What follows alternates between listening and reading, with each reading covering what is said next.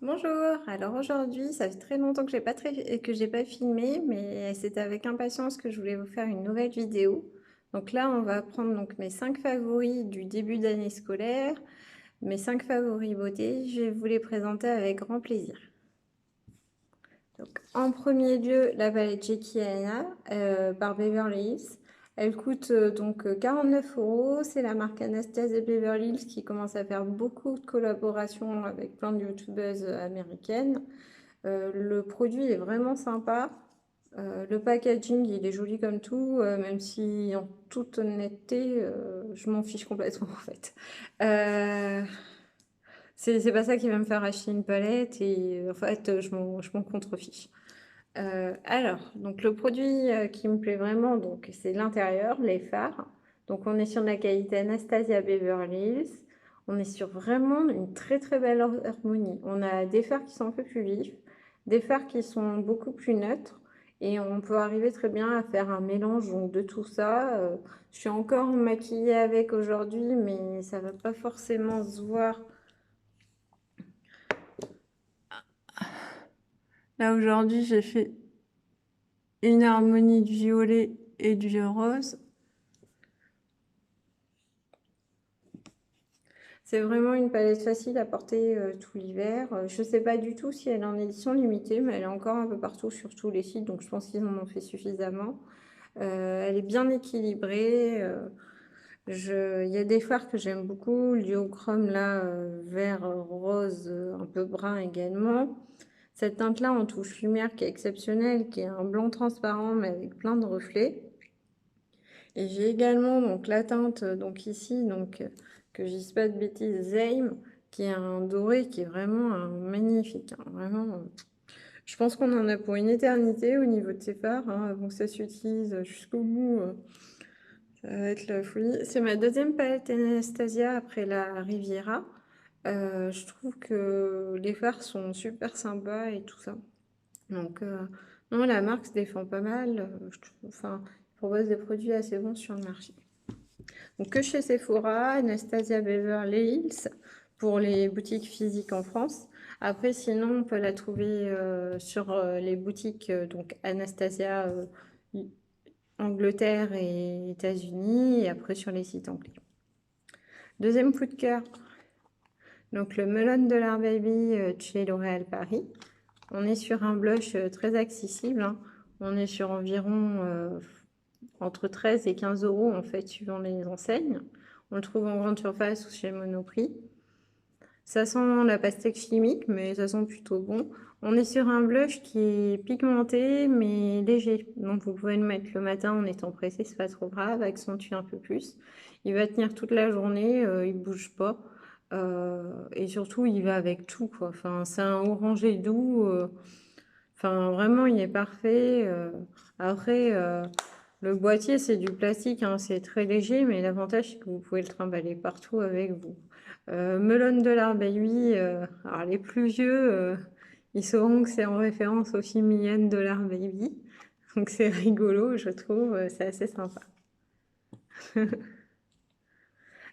Troisième produit, donc le Dame Girl de chez Too Faced, un mascara volumateur qui allonge et qui a une tenue sans être waterproof à toute épreuve. Donc la formule est assez onctueuse, presque pâteuse en fait, hein. Là vraiment, là-dessus, il n'y a pas d'odeur spéciale, hein. Ça sent vraiment comme tous les mascaras classiques, hein. Il n'y a que les Saint-Laurent qui ont une odeur plus recherchée et c'est les seuls sur le marché.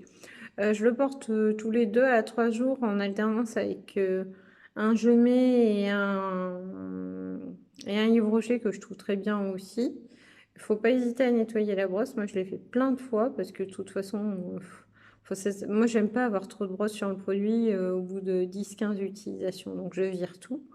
On est à 26 euros. Donc, on n'est pas sur un mascara haut de gamme, enfin très haut de gamme, mais on n'est pas non plus sur des mascaras comme chez Yves Rocher ou chez Gemay qui sont beaucoup plus accessibles, hein. Là, vraiment, c'est entre les deux. C'est une marque luxueuse, mais qui reste cependant abordable chez Sephora. Donc, toujours donc, chez Sephora. Je l'ai depuis le début de l'été, il n'est pas encore sec.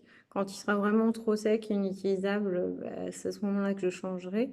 Mais pour l'instant, j'en suis très satisfaite. Vraiment un bon produit. Le troisième, pardon, quatrième, je vais savoir compter, quatrième. Le quatrième produit, donc le cookie, c'est l'highlighter de chez Benefit. Il était déjà sorti dans les mini palettes et grandes palettes Cheerleader cet été. Il a eu beaucoup de succès. Lui et son copain Tickle, ils sont sortis en grand modèle. Donc on est sur des highlighters qui sont vraiment très très très très très beaux. Sur des produits qui sont bien pigmentés.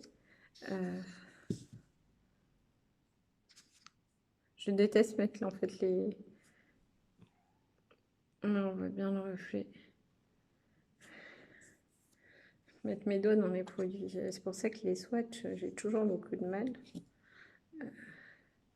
Pour comparer avec un blush, vous voyez, légèrement en dessous.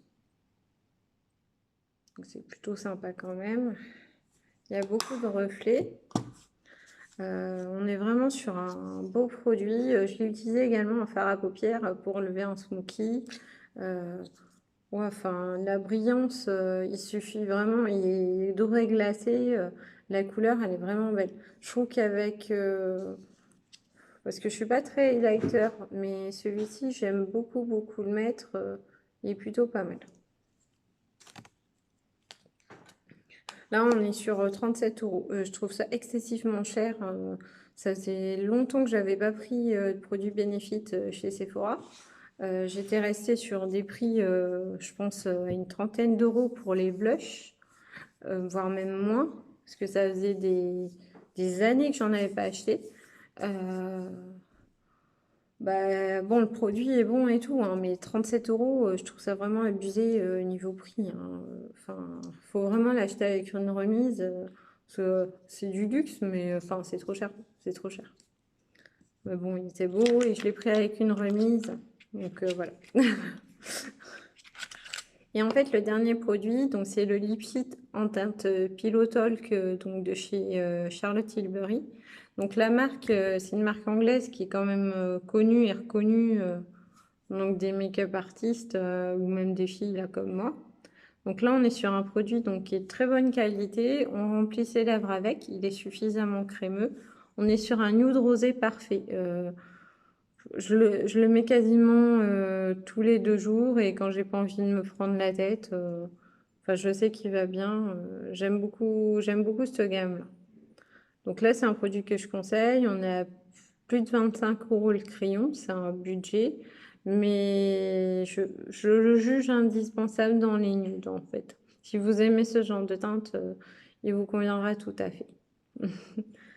Ben voilà, c'est la fin donc de mes favoris donc pour le septembre début année, rentrée scolaire. Si j'ai l'occasion, je vous referai d'autres vidéos. Bah écoutez, n'hésitez pas à liker, commenter comme ça se fait maintenant, hein.